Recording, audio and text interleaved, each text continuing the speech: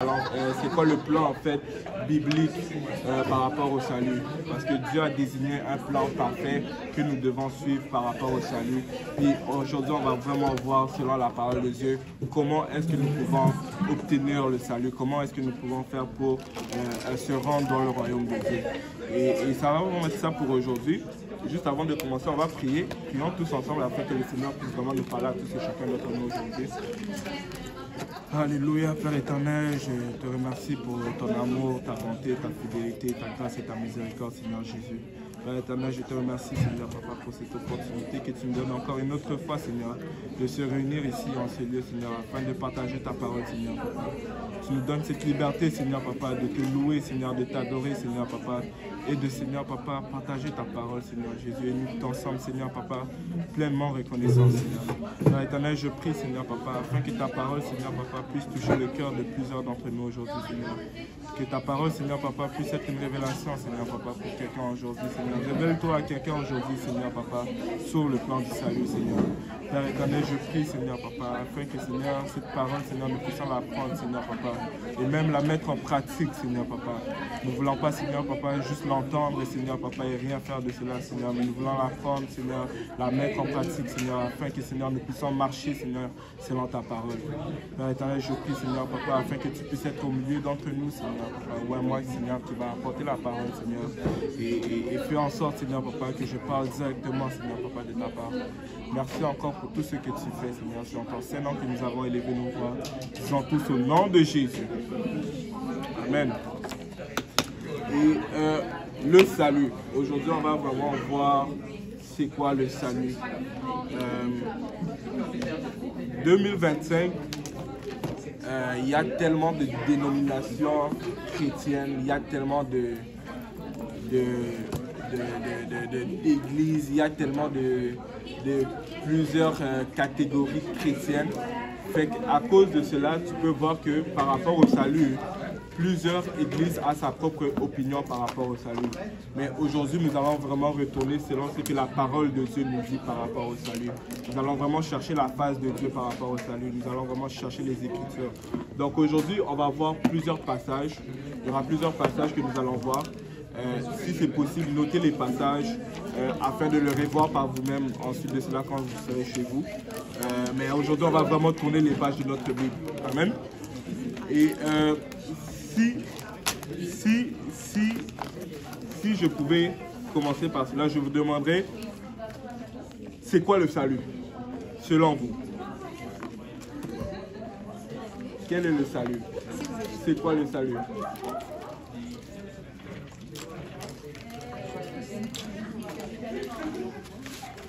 On va vous passer un morceau de papier.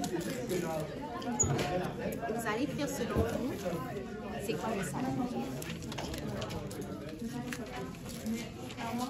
Ensuite, vous pouvez le plier, comme ça on va faire ça en sécurité. Ils sont obligés de répondre. T'as juste Laurie qui fuit.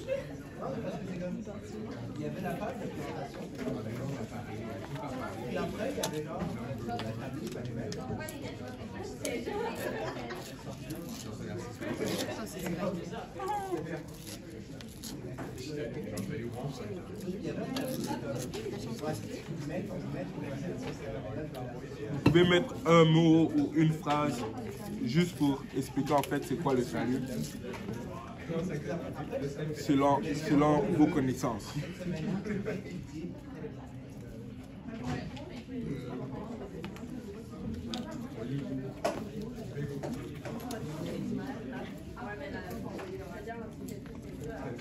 Il faut que tu écrives sur ton papier, c'est quoi le salut selon toi?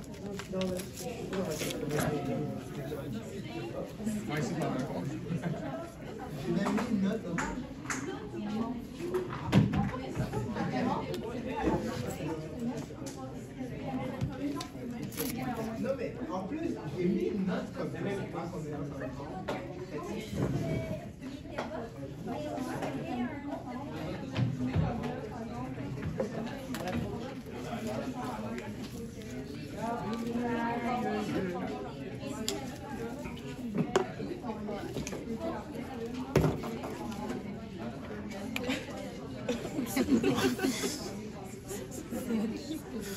on va avoir plusieurs réponses. Peut-être différentes, peut-être pareilles. Yes.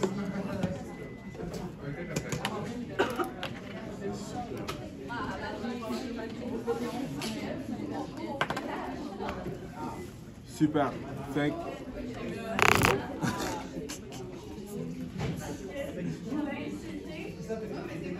Fait que, le salut, c'est comment être sauvé, flèche Jésus. Ok. Qu'est-ce que vous en pensez? Hein? C'est comment être sauvé à travers, et je pense que c'est à travers Jésus, c'est écrit. Oui, non? Une réponse globale, oui ou non? Non, ça dit, la personne a écrit, c'est comment être sauvé, Jésus. À travers Jésus. Oui. Ouais. Quand il y a Jésus. Ben oui, ben oui. Ok. Et ici, c'est écrit, le salut, c'est la libération. Ça, c'est trop vague, ça. Libération de quoi? Ça, c'est la vraie question. C'est la libération. Quand vous entendez libération, ça vous fait penser à quoi? Libération de quoi? Du monde. Du monde. Oh, ok, that's good. Comme la libération dans sa globalité du péché, du monde, de tout ce qui nous entoure. Et tout ce qui ne vient pas de Dieu. Amen. That's good, that's good.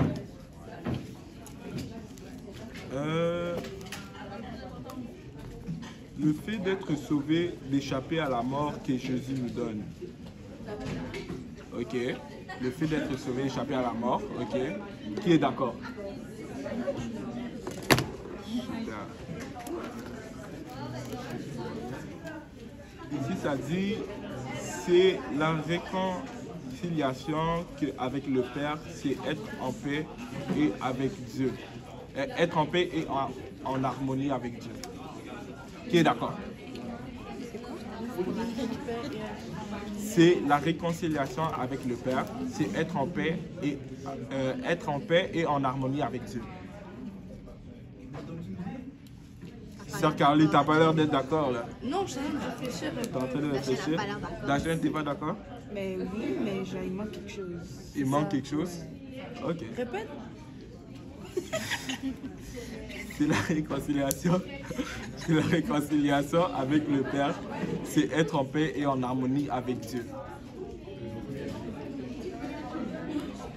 Ouais? Ouais, mais il manque quelque chose. Ok. Oui, même moi. C'est le mot réconciliation que j'aime. Voyons voir.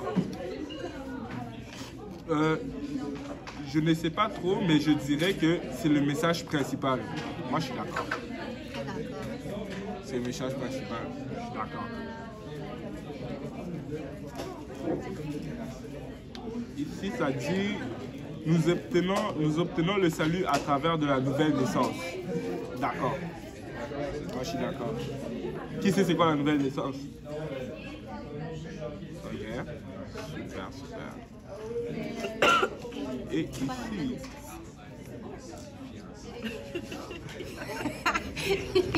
On va aller voir. Arrête de stresser les gens. Ça dit ici, la connaissance de la parole et de l'amour de Dieu. Le salut, c'est la connaissance de la parole et de l'amour de Dieu. Je dirais... Oui. Cette réponse me laisse un peu mitigée parce que Satan lui-même, il connaît la parole de Dieu, c'est juste qu'il a décidé de ne pas les suivre. Comme il connaît la Bible aussi bien que nous, il l'a même utilisé contre Jésus. Exactement.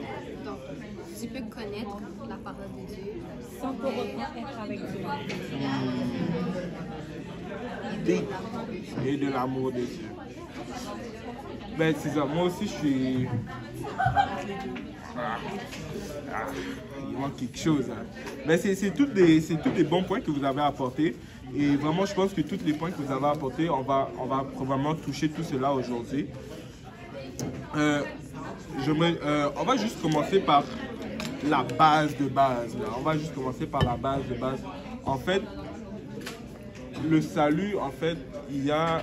comment je peux dire ça? nous avons besoin du salut en fait. Et, nous avons besoin du salut.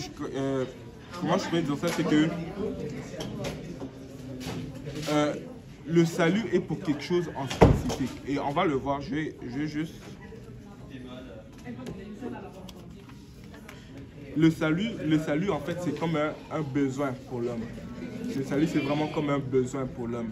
Et quand tu regardes vraiment, tu le vois où est-ce que nous sommes rendus présentement. Tout cela a commencé dans le jardin d'Éden. Tout cela a commencé vraiment dans le jardin d'Éden quand Dieu avait donné à Adam et Ève l'ordre de ne pas manger le fruit de l'arbre de la connaissance du bien et du mal. Mais qu'est-ce qu'ils ont fait? C'est qu'ils ont désobéi à la parole de Dieu. Et à cause de cela maintenant, quand ils ont décidé de manger, de prendre ce fruit, qu'est-ce qui est arrivé? C'est que maintenant le péché est rentré en scène. Le péché s'est mis à travers de l'homme et de Dieu.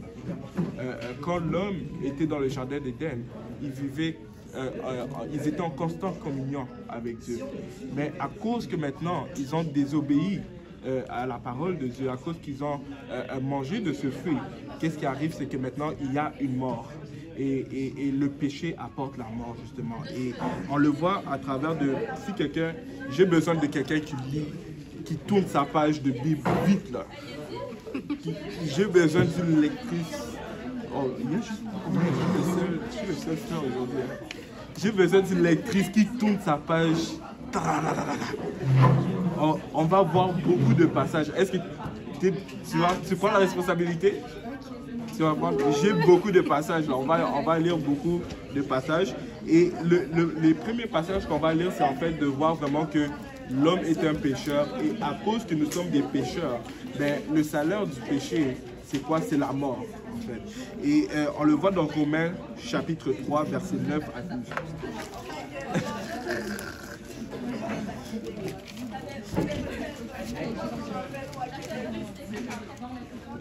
Romains, chapitre 3, versets 9 et 12.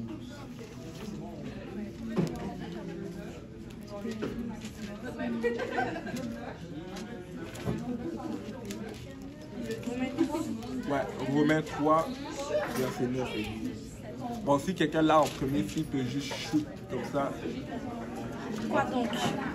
C'est ça? Quoi donc? Vas-y. Sommes-nous meilleurs qu'eux? Non, en aucun cas, car nous avons déjà prouvé tant pour les Juifs que les gentils qui sont tous sous le péché.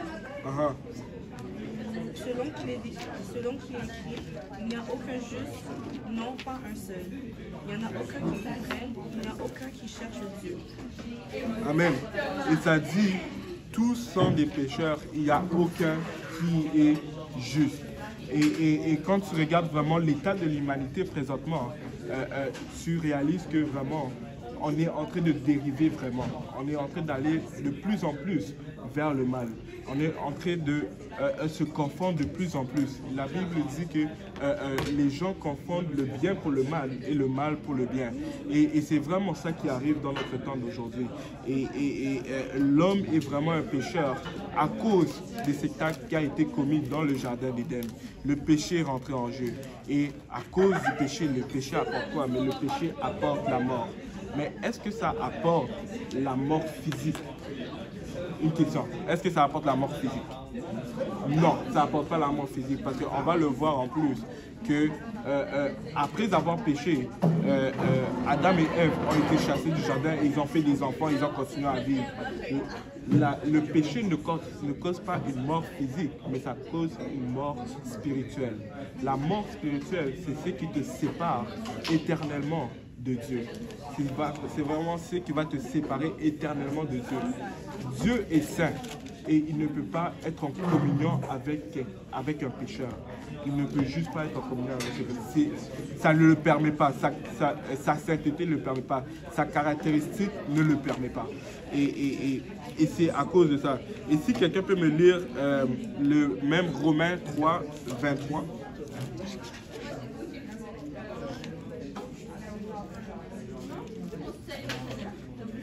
Car tous ont péché et sont privés de la gloire de Dieu. Car tous ont péché et sont privés de la gloire de Dieu. Car tous ont péché et sont privés de la gloire de Dieu. À cause que nous sommes des pécheurs, Maintenant, la conséquence, c'est que nous sommes privés de la gloire de Dieu. Nous sommes privés vraiment de cette présence, de ressentir Dieu comme Adam et Ève le ressentaient quand ils étaient dans le jardin d'Éden.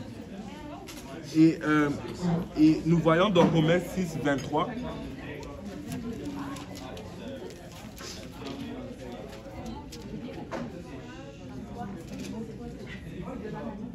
si quelqu'un peut le lire, ouais, peut le lire. Car le salaire du péché, c'est la mort, mais le don gratuit de Dieu, c'est la vie éternelle en Jésus-Christ. Car le salaire du péché, c'est la mort. Le salaire du péché, c'est la mort. Et c'est vraiment cela qu'on doit réaliser en fait. C'est pour ça que nous avons besoin du salut. Parce que nous sommes des pécheurs. Parce que nous sommes en train de dériver de plus en plus. Et sans Dieu, nous sommes morts spirituellement. Sans Dieu, nous allons aller malheureusement en enfer parce que nous sommes séparés de Dieu. Et c'est ça, c'est pourquoi que nous avons besoin du salut. C'est ça, c'est de là où que nous voyons le besoin du salut. Nous sommes des pécheurs, nous sommes séparés éternellement de Dieu, nous sommes privés de la gloire de Dieu.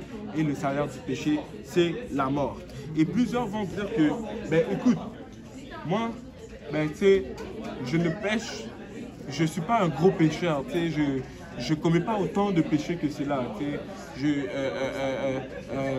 je peux compter le nombre de péchés que je fais. Écoute, même si tu commettais un péché par jour, si quelqu'un peut me faire les quick maths, là, ça fait combien par année? 365 péchés par jour, par année. Et après 10 ans, là, c'est exponentiel. Donc, un seul péché est juste suffisant pour te rendre en enfer. Un seul péché est suffisant afin d'avoir cette mort spirituelle. Et maintenant, qu'est-ce qui arrive? C'est que quand tu regardes à travers de l'Ancien Testament, même Dieu avait déjà montré un peu un petit type de comment est-ce que nous allons être pardonnés de notre péché. Et Dieu, en fait, afin que nous puissions être pardonnés de nos péchés, il y a besoin d'un sang. Le sang est nécessaire pour le pardon de nos péchés. Si quelqu'un peut me lire Hébreux chapitre 9, verset 22.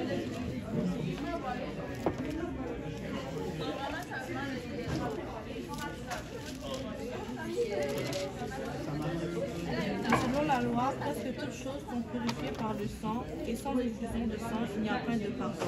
Et presque d'après la loi, et presque tout d'après la loi est purifié avec du sang. Et sans effusion du sang, il n'y a pas de pardon. Sans effusion du sang, il n'y a pas de pardon. Donc, nous avons besoin du sang pour obtenir le pardon de nos péchés. Et on le voit vraiment à travers de l'Ancien Testament que Dieu le montrait. On va le voir même la semaine prochaine. Qu'est-ce qui s'est passé avec Caïn et Abel, leur sacrifice. Mais Dieu a décidé que pour que l'humanité puisse être pardonnée de leurs péchés, il faut qu'il y ait un sang qui soit versé. Il faut qu'il y ait un sang qui soit versé. Mais le truc, c'est ceci. C'est pas n'importe quel sang qui pouvait être versé pour obtenir le pardon. C'est pas n'importe quel sang qui peut être versé pour obtenir le pardon. Qu'est-ce que je veux dire par là? C'est que je suis un pécheur et mon sang, et Laurie ne peut pas prendre mon sang pour obtenir le pardon de péché. C'est trop tard, c'est donné. Je suis déjà un pécheur. J'ai déjà commis des péchés. Nous ne pouvons pas prendre le sang de tous et chacun d'entre nous pour obtenir le pardon du péché parce que nous sommes tous des pécheurs. Et quand tu regardes même dans l'Ancien Testament, Dieu avait dit que si vous voulez obtenir le pardon des péchés, il fallait qu'ils aillent prendre un agneau, puis ils aillent offrir au sacrificateur. Mais même le sang des animaux n'était pas assez pur pour laver complètement le péché de l'humanité, pour laver complètement le péché de la personne qui demande le pardon. Et c'est pour ça qu'il fallait un sang pur. Il fallait le sang de quelqu'un qui n'avait jamais péché. Le sang de quelqu'un qui a été tenté en toutes choses, mais qui n'a jamais commis aucun péché. Et il fallait vraiment le sang de quelqu'un de pur. Et c'est là que nous voyons que Dieu a pourvu pour ce sang pur. Dieu a pourvu pour ce sang. Et qu'est-ce qui s'est passé? C'est que Dieu lui-même a décidé de venir pour pourvoir pour ce sang. Parce qu'aucun être humain était capable de vivre sans péché. Aucun être humain était capable de pourvoir pour ce sang qui était pur. Parce que tout être humain était des pécheurs. Nous sommes tous des pécheurs. C'est pour ça que Dieu est venu lui-même maintenant afin de pourvoir pour ce sang. Et si quelqu'un peut me lire 1 Timothée 3,16.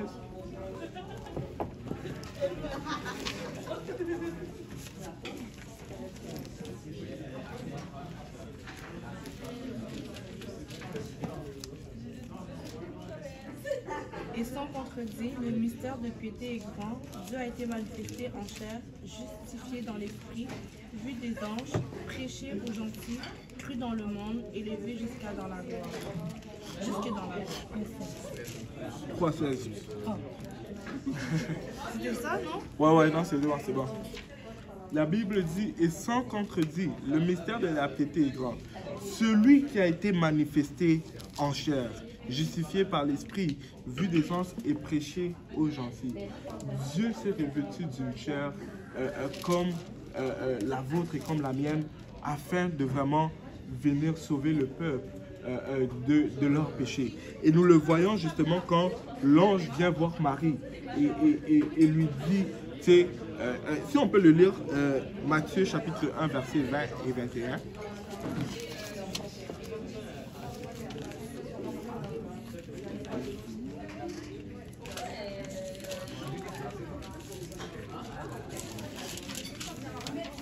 Matthieu 20, 21. Matthieu 1.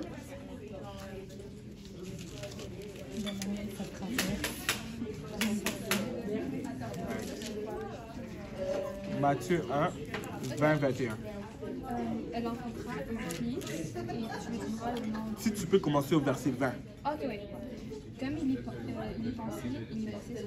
Voici un ange du Seigneur lui apparut en songe et dit, Joseph, fils de David, ne crains pas de prendre à toi Marie ta femme, car l'enfant qu'elle a conçu vient du Saint-Esprit.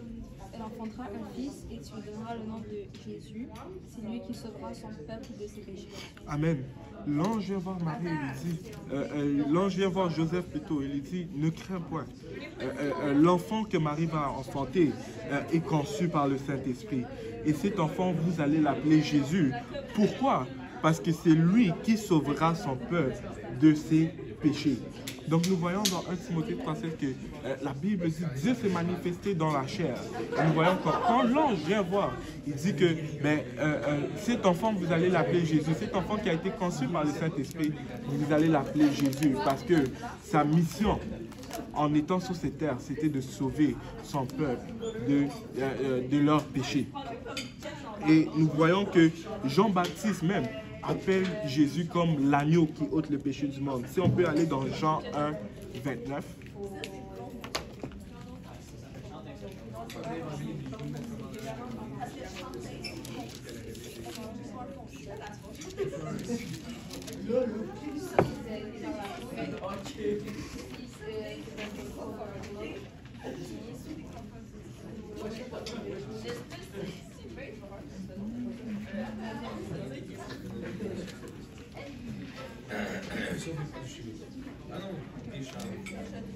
Le lendemain, il vit Jésus, le nom à lui, et il dit, voici l'agneau de Dieu qui ôte le péché du monde. Voici l'agneau de Dieu qui ôte le péché du monde. Et vraiment, Jean a reconnu Jésus-Christ comme l'agneau de Dieu qui ôte le péché du monde. Parce que Jésus-Christ avait vraiment un seul but en venant sur cette terre, c'était d'ôter le péché du monde, c'était de sauver son peuple de leur péché. C'était que vraiment qu'il devait pourvoir de ce sang qui était pur, ce sang, il avait été tenté en toutes choses, mais il n'avait commis aucun péché. Si on peut lire Hébreux 4, Hébreux chapitre 4, verset 15.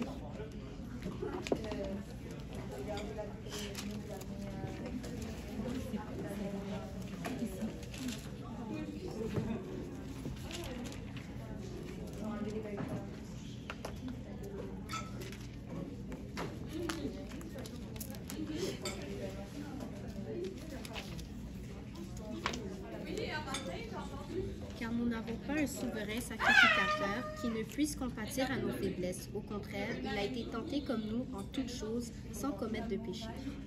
Au contraire, il a été tenté comme nous en toutes choses. En toutes choses, il a été tenté.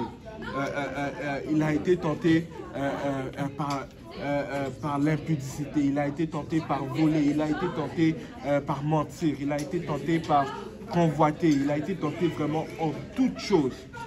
Mais la Bible nous dit que sans commettre de péché. Il a été tenté en toutes choses, mais sans commettre de péché.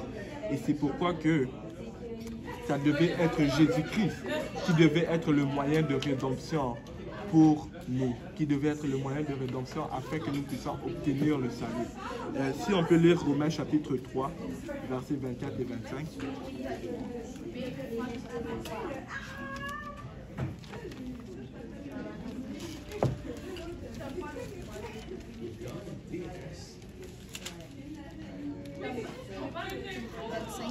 Et 24 et 25, ouais. 21 à 25. 24, Romains 3.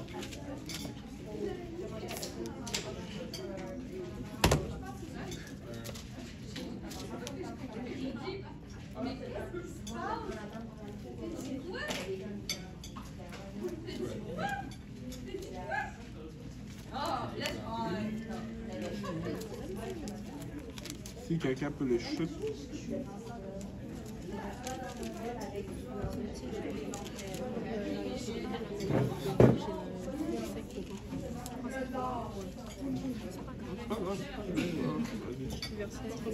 Versets 24 et 25. Mais Dieu, dans sa bonté, les rend justes à ses yeux, gratuitement par Jésus-Christ qui les délivre du péché. Dieu l'a offert comme sacrifice afin que par sa mort, le Christ obtienne le pardon des péchés en faveur de ceux qui croient en lui. Amen. C'est ça. Parfait. Et j'aime vraiment beaucoup ta version. Moi ici, ça me dit, ils sont gratuitement justifiés par sa grâce, par le moyen de rédemption qui est en Jésus-Christ. Ensuite de ça, ça dit, celui que Dieu a destiné par son sang à être pour ceux qui croiraient victimes propriatoires afin de montrer sa justice parce qu'il avait laissé impunis les péchés commis auparavant au temps de sa patience. Et Oui, s'il te plaît. Merci. Et c'est vraiment pour cela que Jésus-Christ était venu, pour la rédemption des péchés, pour vraiment mourir à la croix afin d'offrir son sang qui va nous laver de nos péchés. Bon, maintenant, nous avons vu un peu la base, le besoin du salut. Nous avons vu que nous sommes des pécheurs. Nous avons vu que pour être pardonnés de nos péchés, nous avons besoin du sang. Nous avons vu que nous avons besoin d'un sang pur. Ce n'est pas n'importe quel sang que nous pouvons prendre, mais c'est un sang pur. Et c'est pour ça que Jésus-Christ est venu. Maintenant, nous allons voir un peu comment est-ce que nous pouvons répondre à cela. Comment est-ce que nous pouvons répondre à la crucifixion de Jésus-Christ. Déjà, une chose à comprendre, c'est que ce sacrifice-là a été donné gratuitement. C'est un don de Dieu. C'est pour ça qu'on dit que le salut nous a été donné par la grâce. Nous, on peut rien faire. On peut pas. Il n'y a aucune œuvre que nous pouvons faire afin d'obtenir ce que Jésus-Christ a fait, mourir à la croix pour nous. Il n'y a aucune œuvre que nous pouvons faire. Et nous le voyons dans Éphésiens chapitre 2, verset 9.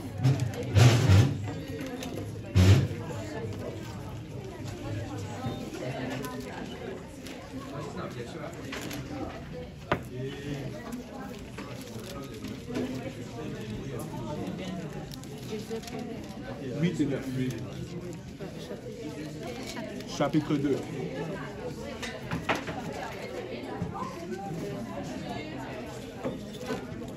Je le lis. Tu peux le lire, oui, vas-y. Car c'est par la grâce de Dieu que vous avez été sauvés au moyen de la foi. Ce salut ne vient pas de vous, mais c'est un don de Dieu.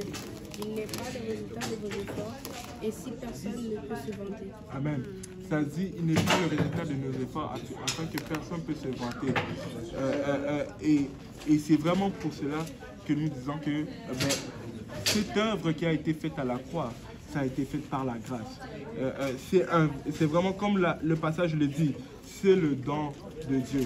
Le fait que Jésus-Christ est allé à la croix, mourir, il a été frappé, il a été cloué à la croix, on l'a mis une couronne d'épines, on l'a craché dessus, on l'a humilié. Et vous savez, souvent, dans les films là qu'on va voir, nous voyons que Jésus-Christ est à la croix et il y a quelque chose qui cache ses parties. Mais en réalité, si tu lis vraiment, il était tout nu. Il a vraiment été humilié. Et ça, c'était vraiment fait gratuitement. C'était vraiment le don de Dieu pour l'humanité. Et il n'y a aucune œuvre que nous puissions faire afin que nous ne puissions pas se glorifier de cette œuvre-là qui a été faite pour nous à la fois. C'est là que nous obtenons maintenant l'évangile, la bonne nouvelle. C'est vraiment ça la bonne nouvelle. Que Jésus-Christ est mort, qu'il a été frappé, il a été humilié. Maintenant, après sa mort, il a été enseveli. Et 3 jours après, il a ressuscité. Et c'est ça qu'on appelle en fait l'évangile. Si tu peux lire, si quelqu'un peut me lire 1 Corinthiens chapitre 15, versets 1 à 4.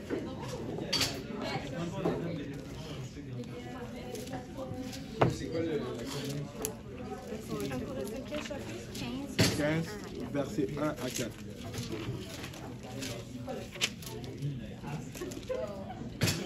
Je vous rappelle, frères, l'évangile que je vous ai prêché et que vous avez reçu et dans lequel que vous vous tenez, et par lequel aussi vous êtes sauvés si vous gardez en mémoire ce que je vous ai prêché, à moins que vous aurez cru en vain.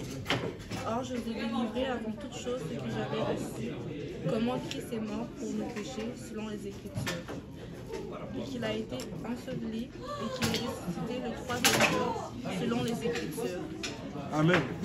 Et ça dit, je vous rappelle, frère, l'évangile que je vous ai annoncé et que vous avez reçu. Et ensuite de cela, il dit, par lequel vous avez été sauvés. Et il explique en fait c'est quoi un peu l'évangile. L'évangile, c'est vraiment quelque chose de simple. L'évangile se résume en 3, si on peut dire ça, l'évangile se résume en 3 étapes. La première étape, c'est la mort de Christ. Il dit que Christ est mort pour nos péchés. Et ensuite de ça, il dit qu'il a été enseveli. Et ensuite, il dit qu'il est ressuscité le 3e jour. Et l'évangile est un peu résumé comme en 3 étapes. Il y a la mort de Christ. Et ensuite de ça, il a été enseveli. Et 3 jours après, il est ressuscité. Maintenant, le truc, c'est que plusieurs vont juste s'arrêter à connaître l'évangile. Plusieurs vont juste croire à cela. Mais nous allons voir vraiment comment est-ce que nous pouvons répondre à l'évangile. Parce qu'il faut que nous répondons à cela. Il faut que nous répondons à cette œuvre, à ce sacrifice qui a été fait à la croix. Et la première chose, c'est justement de croire. La première chose, c'est de croire. Parce que si tu ne crois pas que Jésus-Christ est mort à la croix pour le pardon de tes péchés, écoute, tu es condamné. Tu ne peux pas obtenir le salut. C'est quelque chose que... Si tu ne crois pas, malheureusement, c'est fini. Et on le voit dans Romains 1, 16, 17.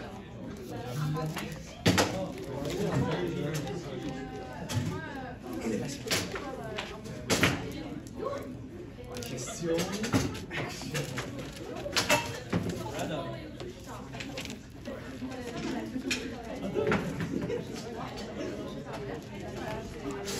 Ainsi, autant qu'il dépend de moi, je suis prêt à vous prêcher l'évangile à vous qui êtes à Rome.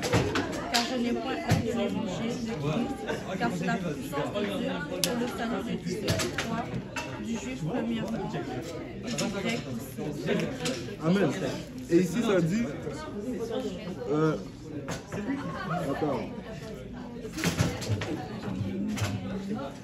Et ici, ça dit... Si tu peux juste relire un peu le passage, s'il te plaît, ça t'arrive. Car je n'ai point honte de l'évangile de Christ, car c'est la puissance de Dieu pour le salut de ceux qui croient, du juif premièrement et du grec aussi.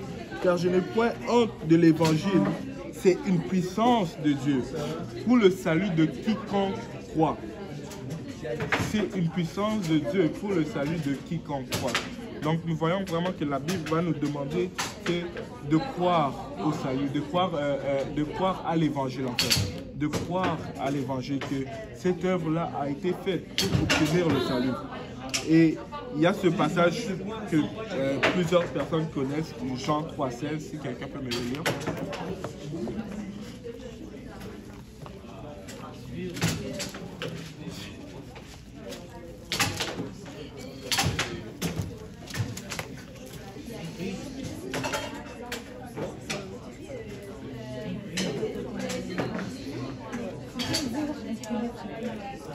Car Dieu a tellement aimé le monde qu'il a donné son Fils unique, afin que quiconque croit en lui ne soit pas perdu, mais qu'il ait la vie éternelle.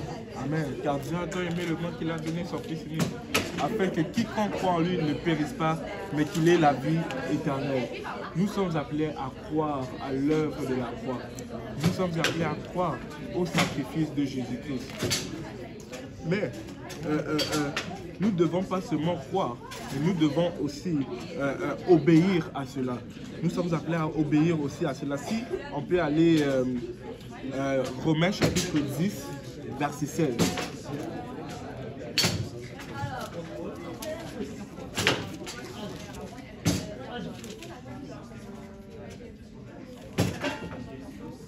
Mais Christ n'a pas obéi à la bonne nouvelle, si Ésaïe dit du Seigneur, qui a écrit Mais tous n'ont pas obéi à la bonne nouvelle. Aussi, Ésaïe dit du Seigneur qui a cru à notre prédication. Donc nous voyons que la Bible nous appelle à non seulement croire, mais aussi à obéir à la bonne nouvelle. Nous devons obéir à la parole de Dieu. Nous sommes appelés à non seulement, tu sais, quand tu entends une prédication, tu ne peux pas juste obéir, tu ne peux pas juste croire à la prédication, tu es appelé à obéir afin d'effectuer des œuvres, afin de le mettre en pratique maintenant. Et il y a un autre passage dans 2 Thessaloniciens 1:8.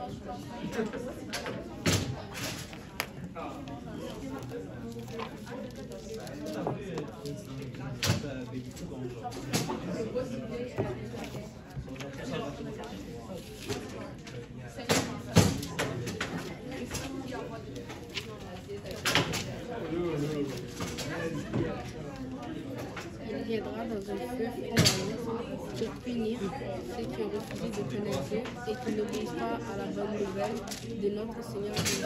Amen. Au milieu d'une flamme de feu pour punir ceux qui ne connaissent pas Dieu et ceux qui n'obéissent pas à la bonne nouvelle. Ici, moi, ça dit l'évangile de notre Seigneur Jésus-Christ. Et oui, 2 Thessaloniciens, chapitre 1, verset 8. 2 Thessaloniciens, chapitre 1, verset 8. Donc, croire seulement à l'évangile, malheureusement, n'est pas suffisant pour obtenir le salut. Nous devons obéir à cela. Parce que tu peux bien croire, mais si tu n'obéis pas à l'évangile, tu n'as pas encore obtenu le salut. Et nous voyons plusieurs passages des Écritures où nous voyons des gens qui croient en Jésus-Christ, qui croient à ce que Jésus-Christ faisait, mais Jésus-Christ ne s'est point fié à eux. Si on peut lire Jean chapitre 2, verset 23.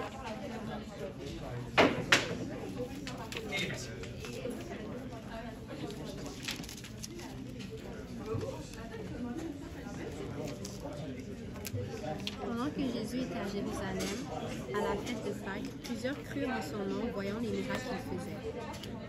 24. Mais Jésus ne se fiait point à eux parce qu'il les connaissait tous et parce qu'il n'avait pas besoin qu'on lui rendît témoignage d'aucun homme, car il savait lui-même ceux qui étaient dans l'homme. Amen. Et ça dit, plusieurs crurent en son nom, voyant le miracle qu'il faisait. Mais Jésus ne se fiait point à eux parce qu'il les connaissait tous et parce qu'il n'avait pas besoin qu'on lui rendît témoignage. Et vraiment, croire seulement en Jésus-Christ n'est pas suffisant. Nous devons obéir aussi à sa parole. Il y a cet autre passage dans Jean 12, 42, 43.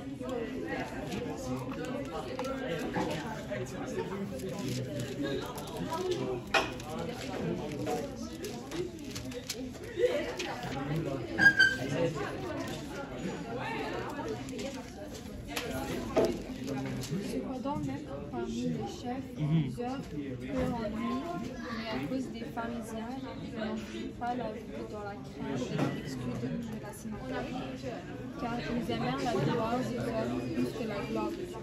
Amen. Cependant, même parmi les chefs, plusieurs crurent en lui. Mais à cause des pharisiens, ils n'en faisaient pas l'aveu dans la crainte d'être exclus dans la synagogue, car ils aimèrent la gloire des hommes plus que la gloire de Dieu. On va lire un dernier passage, ça c'est un de mes passages préférés. Jacques chapitre 2, verset 19.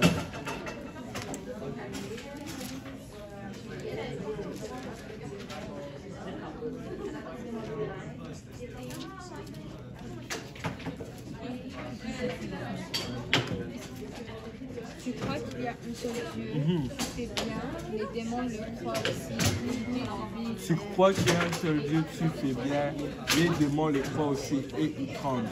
Et malgré que le fait que les démons croient qu'il y a un seul Dieu, nous savons très bien que pour eux là c'est fini, là. Ils ne vont pas être sauvés. Ils sont coupés, ils s'en donnent. Puis, en fait, je voulais vous montrer ces passages-là pour vous montrer que la croyance seulement ne nous donne pas le salut. Juste le fait de croire, nous n'obtenons pas le salut par juste croire. Nous sommes appelés à aussi obéir. Et maintenant, nous allons voir que on a vu tantôt que l'évangile en fait avait 3 étapes. Il y avait la mort, il y avait l'ensevelissement et ensuite de ça, il y avait la résurrection. Et pour répondre en fait à l'évangile, pour obéir maintenant à l'évangile, il y a 3 étapes aussi pour obéir à l'évangile. Exactement la même chose que l'évangile. Fait que pour obéir à l'évangile, ben, tu dois tout d'abord te repentir. Et après t'être repenti, la Bible dit que tu dois être baptisé d'eau au nom de Jésus-Christ. Et après avoir été baptisé d'eau, tu dois recevoir le Saint-Esprit avec l'évidence de parler en langue. Parce que ça, c'est vraiment les 3 étapes qui vont te permettre de répondre maintenant à l'évangile. Après avoir cru, après avoir eu cet état de conscience de réaliser que tu es un pécheur et qu'il y a quelqu'un qui est mort à la croix pour le pardon de tes péchés, maintenant tu es appelé à répondre à cela. Et on va vraiment voir ces 3 étapes-là. On va voir la repentance. Et la repentance, en fait, si je pouvais décrire ça comme ça, mais la repentance, ça serait en fait de juste faire un demi-tour. La repentance, c'est faire vraiment un demi-tour. Peut-être que, tu sais, avant, tu marchais dans l'addiction de la drogue, de l'alcool.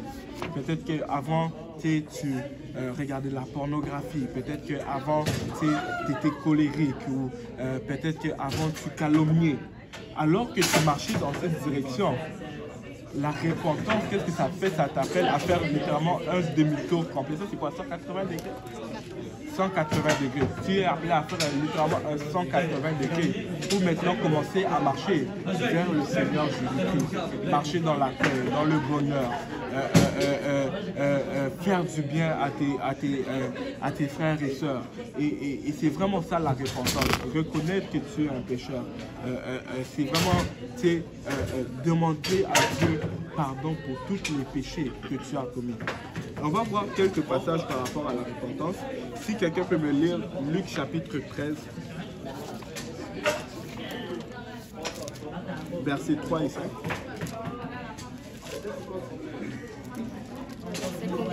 3 et 5. Luc 13. 13, Oui. verset 3 à 5.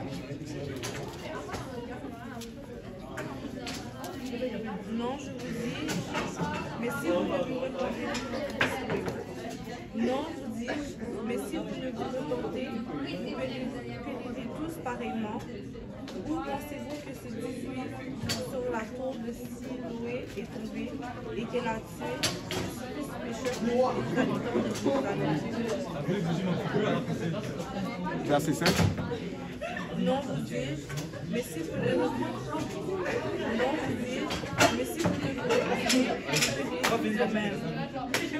Non, je vous le dis, mais si vous ne vous repentez, vous périrez tous également. Un enfant de Dieu là, est appelé à se repentir tous les jours.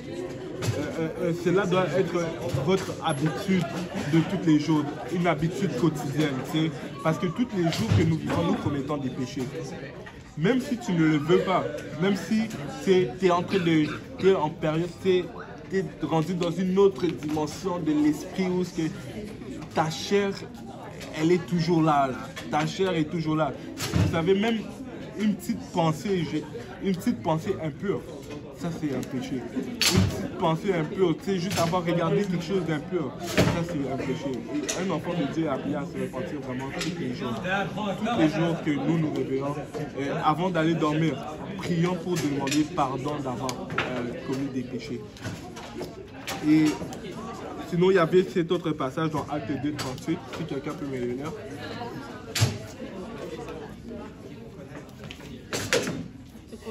Acte 2, 38. Pierre leur dit, repentez-vous et que chacun de vous soit baptisé au nom de Jésus-Christ pour le pardon de vos péchés et vous recevrez le Et avant, quand, ça c'est le jour de la Pentecôte, quand Pierre a prêché l'évangile pour la première fois, les gens étaient fortement touchés, ils avaient eu la conviction dans leur cœur.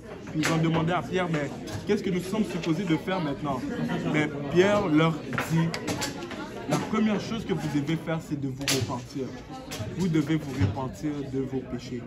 Et c'est vraiment ça, nous devons nous repentir parce que ça c'est la première étape pour obtenir, pour répondre en fait à l'évangile. Donc, l'évangile, il y a la mort. La mort, c'est la première étape de l'évangile. Et pour obéir à l'évangile, pour répondre à l'évangile, la première étape que tu dois faire, c'est toi aussi mourir. Et en quelque sorte, tu dois te repentir. Tu dois te repentir, mourir de ton ancienne vie, puis marcher vers la vie éternelle. Après t'être repenti de tes péchés, comme Pierre l'a dit, maintenant tu arrives à cette étape où on appelle ça la nouvelle naissance. La nouvelle naissance, en fait, c'est vraiment par cela que nous pouvons rentrer dans le royaume de Dieu. Si on peut lire Jean chapitre 3.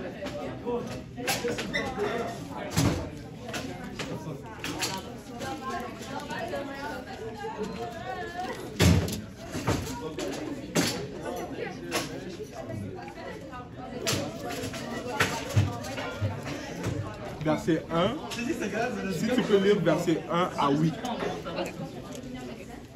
Mais il y eut un homme, donc les pharisiens, nommé Nicodème, le chef des Juifs, qui vint auprès de Jésus de nuit et lui dit, Rabbi, nous savons que tu es un docteur venu de Dieu, car personne ne peut faire ce miracle que tu fais. Si Dieu n'est avec lui, Jésus lui répondit, en vérité, je te le dis, si un homme n'est né de nouveau, il ne peut pas entrer au royaume de Dieu. Nicodème lui dit, comment un homme peut-il naître quand il est vieux? Peut-il rentrer dans le sein de sa mère avec? Jésus répondit, en vérité, je te le dis, si un homme ne naît d'eau et d'esprit, il ne peut entrer dans le royaume de Dieu. Ce qui est né de la chair est chair, ce qui est né de l'esprit est esprit. Ne t'étonne pas que je t'ai dit, il faut que vous naissiez de nouveau. Le vent souffle où il veut, tu en entends le bruit, mais tu ne sais d'où il vient, ni où il va. Il en est ainsi de tout homme qui est né de l'esprit. Amen. Et ici nous voyons ce passage, c'est vraiment le passage qui explique vraiment la nouvelle naissance. et c'est vraiment Jésus-Christ qui parlait avec Nicodème. Et Nicodème vient voir Jésus-Christ et il le complimente sur les miracles qu'il fait, sur ses enseignements. Et Jésus-Christ directement lui répond ceci. En vérité, je te le dis, si un homme ne naît de nouveau, il ne peut voir le royaume de Dieu. Et Nicodème pose une question légitime. Comment est-ce que je dois naître de nouveau? C'est quelque chose de nouveau. Le fait de prêcher cela, le fait d'enseigner cela, c'était quelque chose de nouveau pour Nicodème. Et il pose la question, mais moi je suis déjà vieux. Comment est-ce que je suis supposé de naître de nouveau? Est-ce que je suis supposé de rentrer dans le sein de ma mère et ressortir? Et Jésus-Christ décrit en fait c'est quoi, plus spécifiquement la nouvelle naissance. Et il le dit dans le verset 5, il dit « En vérité, je te le dis, si un homme ne naît d'eau et d'esprit, il ne peut entrer dans le royaume de Dieu. » Si un homme ne naît d'eau et d'esprit, il ne peut rentrer dans le royaume de Dieu. Et on va décortiquer, on va finir avec ça, on va vraiment décortiquer c'est quoi la naissance d'eau et la naissance d'esprit. La naissance d'eau, en fait, c'est vraiment ce que nous voyons dans le livre de Actes, qui est le baptême d'eau au nom de Jésus-Christ.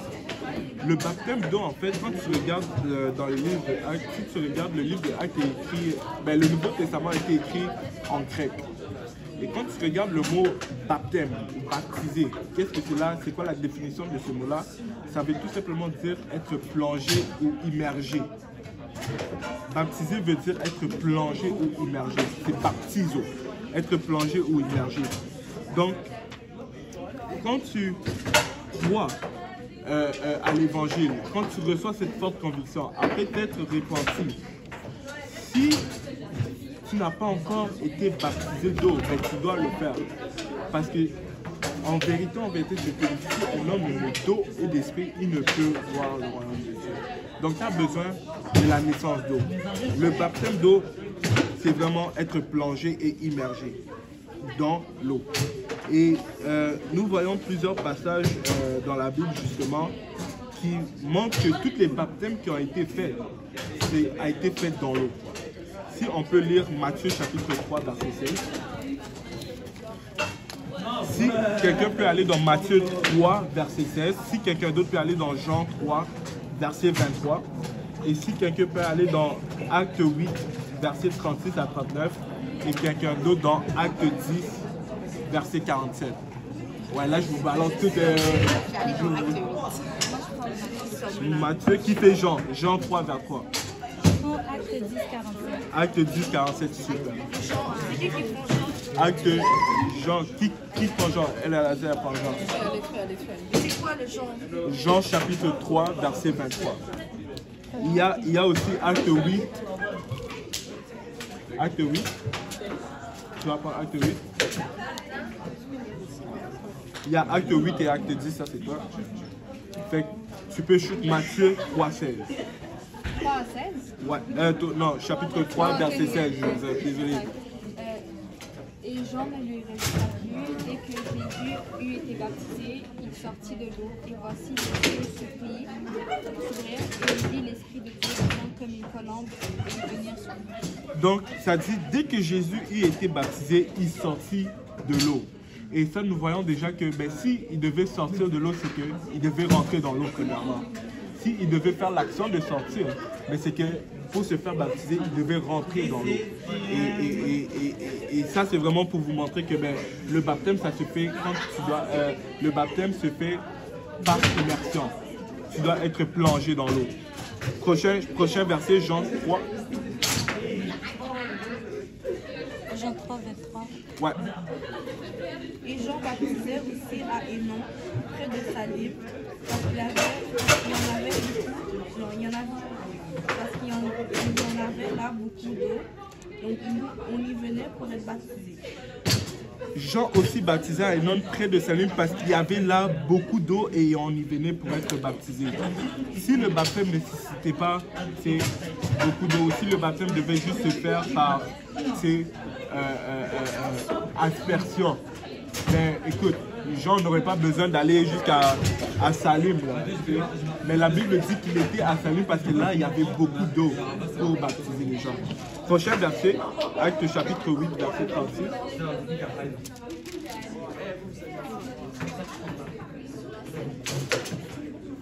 Un ange du Seigneur a dit à Philippe, tu vas partir en direction du sud, sur la route du désert de Jérusalem à Gaza, c'est tout est désert.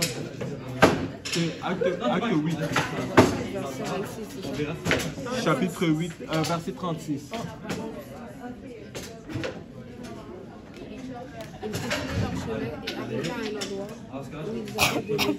Le fonctionnaire leur dit alors, voici de l'eau, qu'est-ce qui t'empêche que je sois baptisé? Amen. Comme ils continuaient leur chemin, ils rencontrèrent de l'eau. Ils ont vu de l'eau et ils demandent et voici de l'eau, qu'est-ce qui m'empêche de me faire baptiser? Si le baptême était juste par immersion, je ne pense pas qu'ils n'auraient pas besoin de mentionner cela. Ils auraient pu juste trouver de l'eau, prendre la été baptisé et c'est fini. Mais pendant qu'ils étaient sur le chemin, ils ont trouvé de l'eau. Il a dit, voici de l'eau, qu'est-ce qui m'empêche de me faire baptiser? Et un dernier, Acte chapitre 10, 47. Alors Pierre, prenant la parole, dit, qu'est-ce qui pourrait s'opposer à ce que ceux-ci qui ont reçu comme nous le Saint-Esprit ne soient baptisés? Alors Pierre, ouais. Et moi ici j'ai, alors Pierre leur dit, peut-on refuser l'eau du baptême? Peut-on refuser l'eau du baptême? Ça pour moi c'est dans le verset 46. Verset 46, ah ok. Peut-on refuser l'eau du baptême? Donc, pour être baptisé, le mot baptisé, la signification c'est être immergé ou plongé. Et pour être baptisé, mais il y a besoin d'eau, beaucoup d'eau. Tu as besoin d'être plongé dans l'eau. Et on va voir maintenant que quand tu es baptisé, le nom de Jésus-Christ doit être invoqué maintenant. Et je vais juste faire un petit disclaimer. On ne baptise pas dans les titres Père, Fils et Saint-Esprit, mais on baptise plutôt dans le nom. Il y a une différence entre baptiser dans les titres et dans le nom. La Bible, quand tu regardes le livre de Actes, toutes les baptêmes qui ont été faits dans le nom de Jésus-Christ et n'ont pas été faits dans les titres de Père, Fils et Saint-Esprit. Et on le voit justement, Actes chapitre 4, verset 12 dit que il n'y a sous le ciel aucun autre nom par lequel nous devions être sauvés. Donc, il y a un nom qui doit être invoqué quand nous voulons être sauvés. Et si, acte 2, 38, on l'avait lu tantôt, répentez-vous et que chacun de vous soit baptisé au nom de Jésus-Christ. Si quelqu'un peut aller dans Acte chapitre 8, verset 16. Ouais, verset 16, si tu peux le lire. En effet, le Saint-Esprit n'était encore descendu sur aucun d'eux. Il avait seulement été baptisé au nom du Seigneur Jésus. Seulement été baptisé au nom du Seigneur Jésus. Acte 10, tu étais dans Acte 10, verset 48.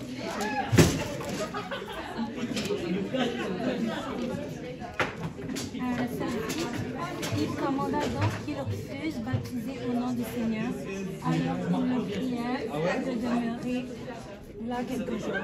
Il ordonna qu'ils fussent baptisés au nom du Seigneur. Donc le nom doit être invoqué et non les titres. Le nom de Jésus-Christ doit être invoqué. Et il y a ce passage de la Bible qui dit que quoi que vous faites en parole ou en œuvre, faites-le dans le nom de Jésus. Tout ce que nous faisons, nous sommes appelés à le faire dans le nom de Jésus. Quand nous bénissons notre repas, nous le faisons au nom de Jésus. Quand nous chassons les démons, au nom de Jésus. Guérir les malades, au nom de Jésus. Pour la délivrance, au nom de Jésus. What else? Prier pour les examens, au nom de Jésus. Tout ce que nous faisons, c'est au nom de Jésus. Et le baptême aussi, c'est la même chose. Ça doit être fait au nom de Jésus. Et nous voyons aussi qu'il y a une importance d'obéir, de se faire baptiser. Nous voyons aussi l'importance du baptême. Quand tu regardes la Bible, en fait, quand on prêchait l'évangile, quand les gens étaient touchés et croyaient, ils avaient cette conviction à l'intérieur de eux, le baptême n'était jamais reporté. le baptême n'a jamais été reporté parce que cela est une question de salut. Comme Jean 3, on a lu tantôt, en vérité, je te le dis, si un homme né d'eau ou d'esprit ne peut voir le royaume de Dieu. Donc tant que tu n'es pas né d'eau et d'esprit, tu ne peux pas rentrer dans le royaume de Dieu. C'est pour ça que le baptême n'a jamais été reporté dans la Bible. Et si on peut lire Actes chapitre 16. 16. Oui. 16. Verset combien? Versets 14 et 15. L'une d'elles, nommée Lydie, marchande de Pure, de la ville de Thyatire, était une femme craignant Dieu. Et elle écoutait. Le Seigneur lui ouvrit le cœur pour qu'elle fût attentive à ce que Paul disait. Le verset 15.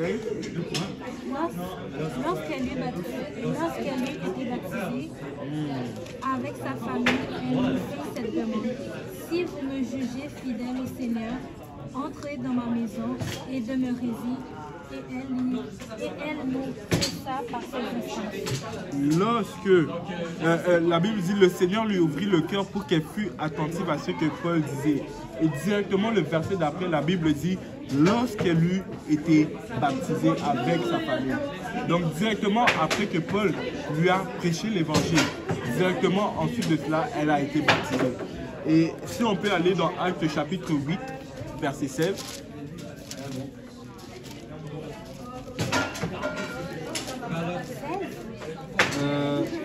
Attends.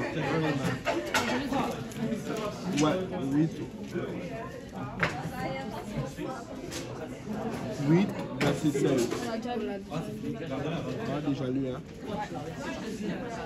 C'est un verset que je cherche là. Acte 10.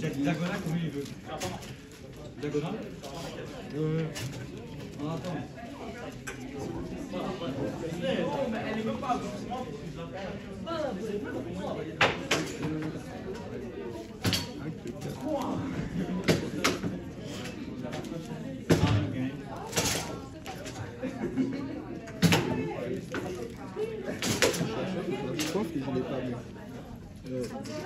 Ça dit à cette même heure ils ont été baptisés. Je crois que c'est acte 8.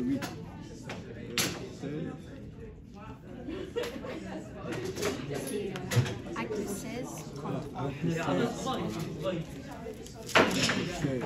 Non, mais c'est un handicap. Si on peut le lire à partir du verset 32. Ils annonçaient la parole du Seigneur. Ali a pris qui était dans la maison. Le gardien les amena à cette heure même de la nuit pour laver leurs blessures.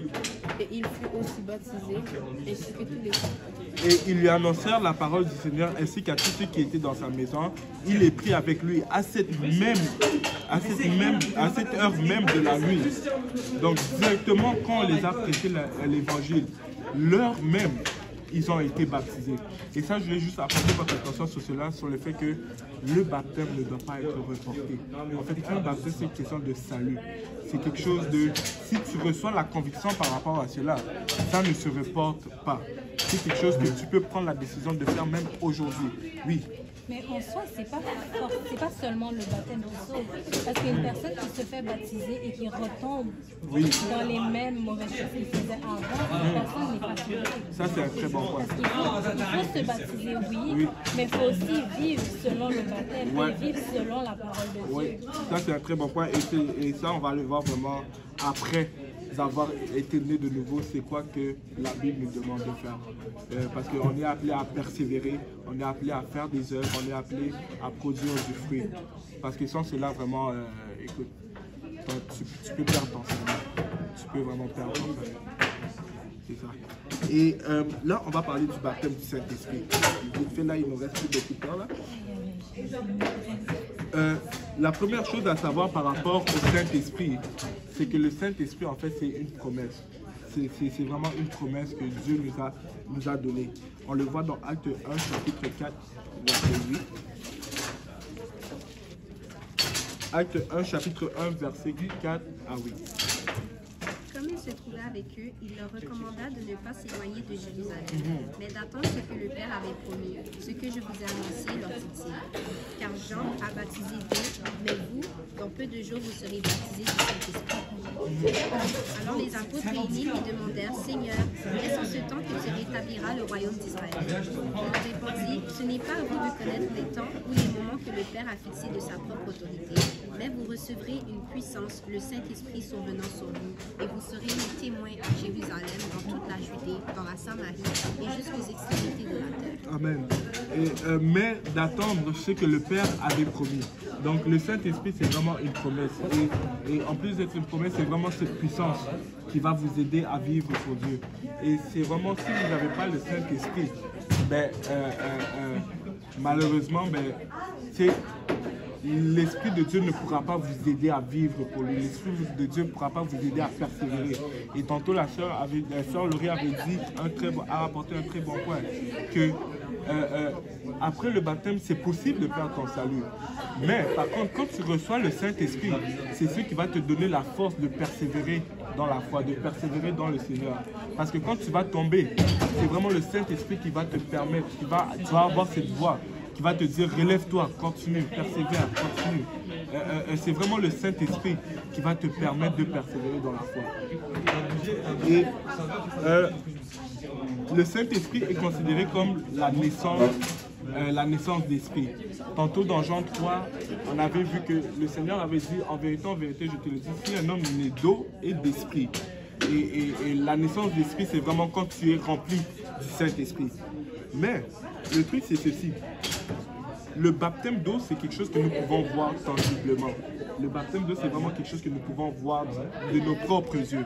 Quelqu'un qui se fait baptiser, il est plongé dans l'eau, il est mouillé, il ressort de l'eau, ça, on peut le voir. Mais la naissance de l'esprit, par contre, ce n'est pas quelque chose que nous pouvons voir de nos propres yeux. Malgré le fait qu'on prie pour une personne, on ne peut pas voir quand la personne est remplie de l'esprit.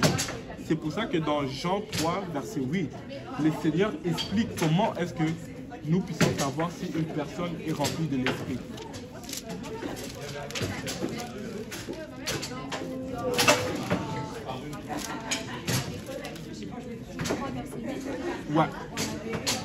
Ouais, si tu peux le relire. Juste le verset 8. Il faut que vous laissiez de nouveau, le vent souffle et il veut. Tu entends le bruit, mais tu ne sais pas. Il en est ainsi de tout homme qui est né de l'esprit. Le vent souffle où il veut, tu en entends le bruit, mais tu ne sais d'où il vient, ni où il va. Il en est ainsi de tout homme qui est né de l'esprit.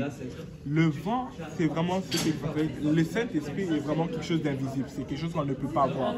Et c'est la même chose pour le vent. Le vent, on ne peut pas le voir. Et quand quelqu'un est rempli du Saint-Esprit, c'est la même chose avec le vent. On va en entendre le bruit, mais on ne peut pas savoir quand la personne est remplie du Saint-Esprit. Et le bruit que nous voyons dans la Bible, que quand la personne est remplie du Saint-Esprit, en fait, c'est le parler en langue. Parce que cela est vraiment l'évidence que Dieu a donnée à tout le monde, que quand il vient habiter en nous, il nous donne cette évidence qui est le parler en langue. Tu te mets à parler en d'autres langues. Tu te mets à parler une langue étrangère. Et ça, c'est vraiment l'évidence que Dieu a donnée. Nous le voyons dans Marc chapitre 16, verset 17.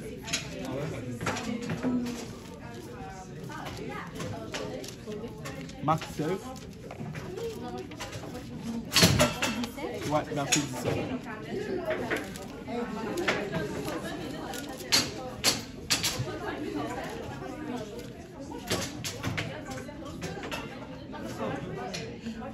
Et voici à quelques signes que vous reconnaître ceux qui auront cru. Ils chercheront des esprits mauvais à mon nom. Ils parleront des langues nouvelles. Ils parleront de langues nouvelles. Ils parleront de nouvelles langues. Et si on peut aller dans Actes chapitre 2, verset 4, ça c'est le jour de la Pentecôte. Là où on a lu tantôt que le Seigneur... à partir de 2, ouais. Si on peut commencer à partir de 2. Ça, c'est vraiment le jour de la Pentecôte, là où le Seigneur les a dit d'attendre pour recevoir la promesse du Père. À partir du verset 2. Et il sortit tout à coup un son du ciel d'un vent qui souffle avec véhémence, et il remplit toute la maison où ils étaient assis. Et leur apparut des langues divisées, comme de feu, qui posèrent sur chacun d'eux. Et ils furent tous remplis du Saint-Esprit et commencèrent à parler des langues étrangères, selon que l'Esprit les faisait parler. Amen. Et ils furent tous remplis du Saint-Esprit. On dit que dans la chambre haute, ils étaient 120. Et la Bible dit ils furent tous remplis du Saint-Esprit. Et quand ils ont été remplis du Saint-Esprit, la Bible dit ils se mirent à parler en d'autres langues, selon ce que l'Esprit leur donnait de s'exprimer. Si on peut aller dans Actes chapitre 10, versets 45 et 46.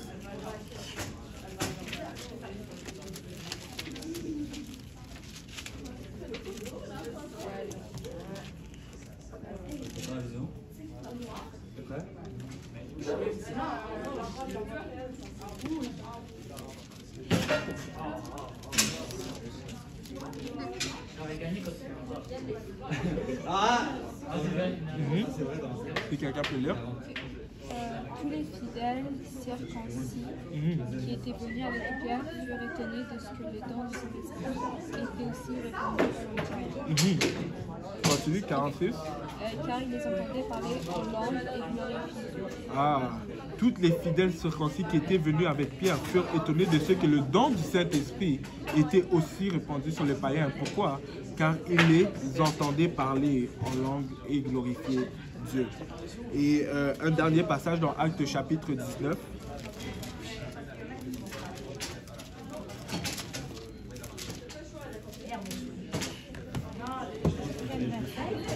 Verset 6.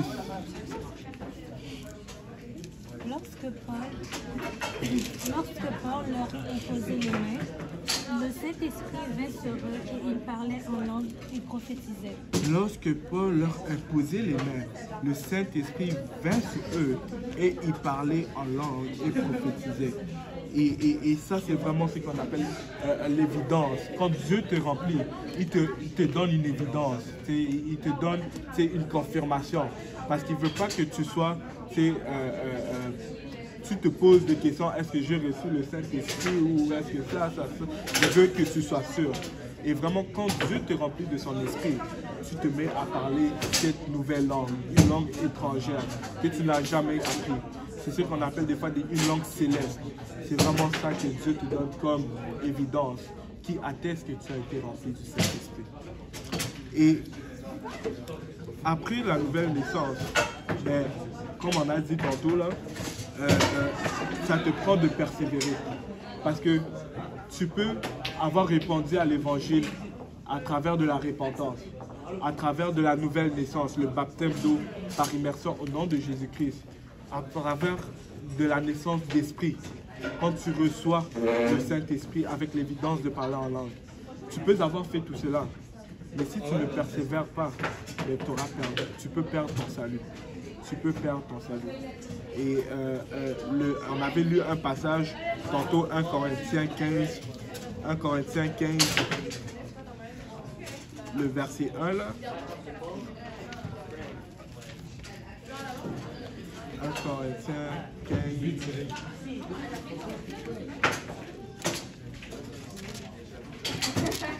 1 Corinthiens 15, verset 1. La Bible dit: je vous rappelle, frères, l'évangile que je vous ai annoncé, que vous avez reçu et dans lequel vous avez persévéré. Dans lequel vous avez persévéré. Parce que nous sommes appelés à persévérer dans l'évangile. Nous sommes appelés à aller jusqu'à la fin. La Bible dit: celui qui persévérera jusqu'à la fin sera sauvé. Nous sommes appelés à persévérer. Nous sommes aussi appelés à faire des bonnes œuvres. Matthieu chapitre 5, verset 16.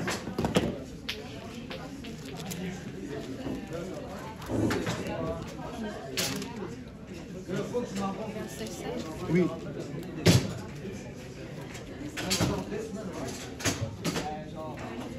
Jésus fut baptisé, il sortit de l'eau au même moment. Non, 5. Ok. Que votre lumière luise ainsi devant les hommes, afin qu'ils voient vos bonnes bonnes œuvres et qu'il glorifie votre Père qui est dans les cieux. Que votre lumière luise ainsi devant les hommes, afin qu'ils voient vos bonnes œuvres. Afin qu'ils voient vos bonnes œuvres. Et quant à la foi en Jésus-Christ, après avoir obéi à l'évangile, à travers de ces trois étapes-là, la repentance et la nouvelle naissance, mais tu dois vraiment produire des bonnes œuvres. Tu es appelé vraiment à produire des bonnes œuvres pour l'œuvre du Seigneur, pour glorifier le Père qui est dans les cieux. Et la Bible dit aussi que nous sommes appelés à produire du fruit. Si on peut lire un dernier passage, Galates chapitre 5, verset 22.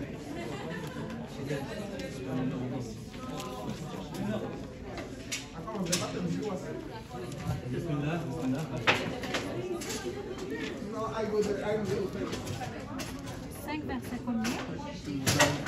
20. J'ai écrit 5 fois, c'est ça. Ouais, le fruit de l'esprit. C'est 5? 5 verset 22. Ok, ouais, vas-y alors. Mais le fruit de l'esprit, c'est l'amour, la joie, la paix, la patience, la bonté, la bénignité, la fidélité, la douceur, la tempérance. La loi n'est pas contre ces choses. Mais le fruit de l'esprit, c'est l'amour, la joie, la paix, la patience, la bonté, la bénignité, la fidélité, la douceur et la tempérance. Et nous sommes vraiment, quand nous recevons le Saint-Esprit, nous sommes appelés à poursuivre le fruit de l'esprit. Nous sommes appelés à vraiment essayer d'accumuler ces fruits, d'accumuler ces caractéristiques du fruit de l'esprit. Et c'est vraiment ça. Et vous savez, si vous êtes ici et que vous n'avez pas encore obéi à l'évangile, si vous êtes ici et que vous n'avez pas encore eu cette expérience de nouvelle naissance, si vous n'êtes pas encore passé à travers de la nouvelle naissance, aujourd'hui même vous pouvez le faire. Aujourd'hui même est une bonne occasion pour vous de le faire. Et le salut, c'est vraiment aujourd'hui. L'heure acceptable, c'est maintenant. Et le Seigneur a mis en plan, a mis vraiment ce plan du salut afin que nous puissions marcher à travers de cela pour vraiment aller dans le royaume de Dieu, pour rentrer dans le royaume de Dieu. Si vous êtes ici, vous n'avez pas encore été baptisé d'eau au nom de Jésus-Christ, aujourd'hui, vous pouvez le faire. Vous n'avez pas besoin d'attendre. Vous n'avez pas besoin d'attendre des cours, vous n'avez pas besoin d'attendre. Le salut, c'est personnel. C'est vraiment personnel et c'est quelque chose de très... Ça doit être pris au sérieux, en fait. C'est quelque chose que tu ne peux pas trop reporter. Si tu n'as jamais été baptisé, aujourd'hui tu peux le faire. Et si tu n'as jamais reçu le Saint-Esprit, avec l'évidence de parler en langue, aujourd'hui même, nous pouvons prier pour toi. Et moi, je pense que je sers un Dieu qui désire remplir les gens de son esprit. Je pense que sincèrement, que le Seigneur peut remplir quelqu'un aujourd'hui même du Saint-Esprit. Et c'est vraiment ça. Moi, j'ai fini. Si vous avez des questions ou quoi que ce soit,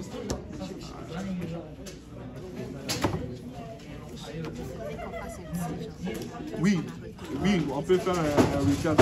C'était beaucoup de versets, beaucoup de... C'était peut-être long, mais c'est ça. Mais qui veut commencer? Qui veut dire une chose que tu as retenue? Oui. Une chose que j'ai retenue, mais j'ai oublié le verset. Oui. On ne l'a pas lu aujourd'hui, mais c'est le verset qui dit « Ce ne sont pas tous ceux qui crieront Seigneur, Seigneur qui connaîtront le royaume des cieux. » Ça veut dire que ce n'est pas parce que tu t'es fait baptiser, que tu fais des bonnes œuvres, mais que tu n'as pas forcément suivi la marche de Jésus, que tu vas aller au ciel. Tes bonnes œuvres ne vont pas te sauver. Être plongé dans l'eau, l'avoir fait devant tout le monde, oui, tout le monde est témoin, mais le Seigneur ne te connaît pas. Donc ça m'est resté dans la tête. On va faire un tour de temps.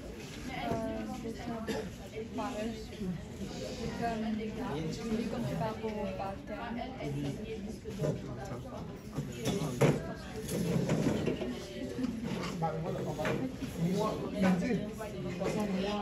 même naissance, c'est vraiment la base. Je pense que beaucoup de nous, on est habitants, même ici au Seychelles, on a fait une demande pour rentrer, ben, il fallait avoir le code permanent, il fallait avoir vraiment la citoyenneté, il fallait avoir la résidence. C'est la même chose pour le royaume de Dieu. Il faut avoir le passeport. Pour obtenir le passeport, tu l'obtiens par la nouvelle naissance. C'est tout simplement le bonheur de l'harmonie.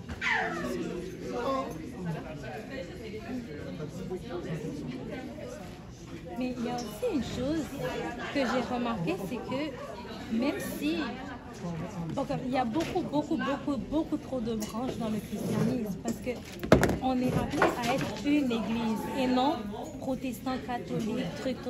Il y a trop de branches qui fait qu'il y a tellement de versions qui circulent. On se retrouve en conflit entre nous-mêmes alors qu'on devrait être en harmonie. Donc, il y a tout ça qui me fait penser le fait que pour certaines personnes, être baptisé, c'est recevoir des gouttes d'eau sur la tête. Il y en a, c'est être plongé.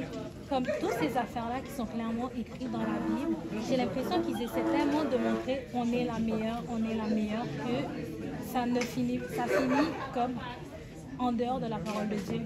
Comme au final, rien de tout ça ne reflète la parole de Dieu, mais plutôt ce que les hommes essaient de montrer, ce à quoi la parole de Dieu devrait ressembler. Je suis d'accord.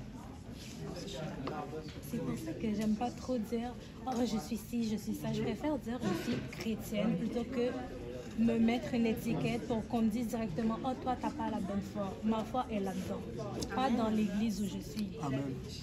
C'est personnel. Et tu sais, c'est pour ça que quand c'est par rapport à des affaires salutaires, quand je prends le temps de donner une étude biblique ou enseigner la parole, je vais bombarder de versets. Parce que, écoute, moi je vais baser sur la Bible. Je ne vais pas baser sur ce que le pasteur a dit, je ne vais pas baser sur ce que le frère là-bas, le prophète là-bas a dit. Je vais vraiment baser tout ce que j'enseigne sur la parole de Dieu, surtout quand c'est salutaire. Surtout quand c'est salutaire. Et c'est très important de baser tout ce que nous faisons sur la parole de Dieu, comme tu dis. J'ai vu des églises où on me disait on est comme des mini-dieux et on va juger aux côtés du Seigneur quand ce sera le jour de l'enlèvement. Il y a 54 000 Oui, il y a aussi le fait qu'on me dit oh, il y a des levels de parler en langue. Me parler en langue est similaire à celui de mon pasteur, mais celui de mon pasteur est tel et tel. Je suis comme... Ouais, ça c'est dangereux. Souvent quand tu entends ça, il faut que tu te demandes où est-ce que tu as vu dans la Bible. Mais c'est ça. Mais c'est toujours mon pasteur m'a dit, ton pasteur n'est pas Dieu. C'est où est-ce que c'est écrit? C'est ça, il faut toujours demander. La Bible dit il faut éprouver les esprits. C'est ça. La seule manière qu'on peut vraiment éprouver les esprits, c'est justement au travers de sa parole. Parce que sa parole est animée de l'esprit. Genre, dès qu'on te dit quelque chose, même qu'est-ce que nous on dit pendant l'étude biblique, il faut que vous retournez à la maison vous-même et que vous examinez les paroles. La Bible parle du fait que, je ne m'en souviens pas c'est quel verset là, mais quand les gens recevaient une parole, ils retournaient puis ils allaient les examiner eux-mêmes pour voir, pour voir si ce qu'on les disait était exact. Mais il y a aussi un passage dans Proverbe, je me rappelle plus lequel, qui disait comme quoi l'ignorance n'était pas pardonnée parce que tu avais les ressources pour aller te renseigner par toi-même. Donc tu ne peux pas dire je ne savais pas. Toi je ne savais pas, tu aurais pu prendre ton téléphone, ta Bible ou juste te renseigner pour savoir c'est quoi la vérité. Parce que la vérité elle est devant tes yeux, mais si tu ne la cherches pas, tu la connais pas.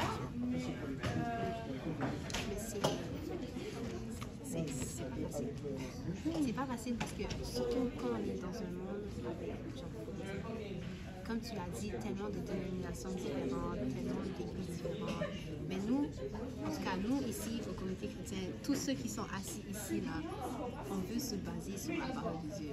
On veut se baser sur ça parce que c'est ça qui va nous sauver, tu vois. C'est ça qui va nous donner la foi encore pour continuer de marcher, pour continuer de croire, pour marcher dans les bonnes voies aussi.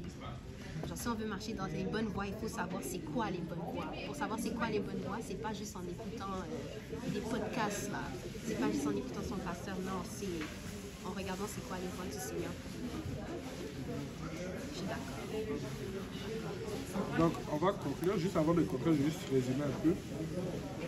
Donc, on a vu au début que y a besoin du salut parce que nous sommes tous des pécheurs, nous sommes privés de la gloire de Dieu. La conséquence du péché, c'est la mort. Et pour être pardonné de nos péchés, il y a besoin d'un sang. Le sang est nécessaire pour le pardon des péchés. Et on a vu aussi qu'on ne peut pas prendre n'importe quel sang. Et c'est pour ça que Dieu s'est manifesté dans la chair, afin de pouvoir de ce sang, parce que son sang était pur. Jésus-Christ était pur, il a été tenté, mais il n'a commis aucun péché. Et c'est son sang que nous devons utiliser. C'est son sang qui a été donné à l'humanité afin d'être pardonné de nos péchés.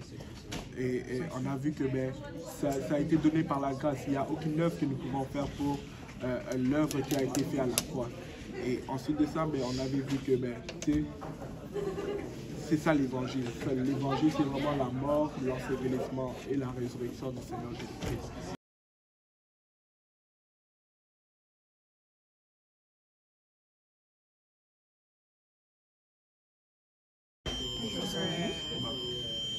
Un test. Je pensais qu'on avait chacun un enfant et on le Mais tant mieux que ça soit un test et pas mais leur test devrait être silencieux. Ouais. Fait que ça, c'est vraiment l'évangile. Et pour répondre à l'évangile, vu que l'évangile a 3 étapes, la mort, l'ensevelissement et la résurrection, il y a 3 étapes aussi pour répondre à l'évangile, qui est la repentance, le baptême d'eau au nom de Jésus-Christ et le baptême du Saint-Esprit. Et ensuite de cela, après avoir répondu à l'évangile, après avoir passé à travers de la nouvelle naissance, maintenant il faut que tu continues à persévérer, tu fasses des œuvres pour démontrer ta foi chrétienne. Il faut que vraiment tu produises du fruit.